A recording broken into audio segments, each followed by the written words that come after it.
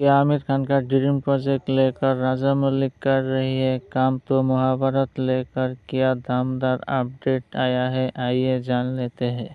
राजामौली महेश बाबू के साथ SSMB 26 film का जल्दी ही शूटिंग शुरू कर देगा, लेकिन उससे पहले राजामौली नेक्स्ट कौन सा मूवी में काम करेगा, ये लेकर हवाई तेजी होने लगा है। बाहुबली मूवी करने के तुरंत राजामौली महाभारत लेकर काम करना चाहता था, लेकिन कुछ वजह से वो कर नहीं पाया। बाद में RRR मूवी लेकर बिजी हो गया।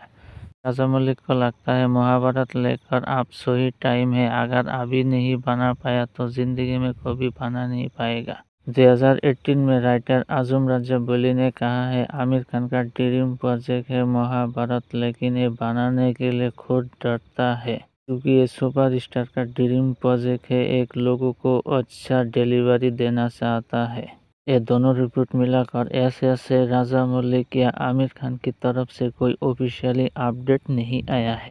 मूवी रिव्यू बॉलीवुड गॉसिप सबसे पहले पाने के लिए सब्सक्राइब करो फिल्मी न्यूज चैनल को, साथ में बेल आइकन भी दबा दीजिए सबसे पहले लेटेस्ट वीडियो देखने के लिए, और लाइक शेयर कमेंट कीजिए।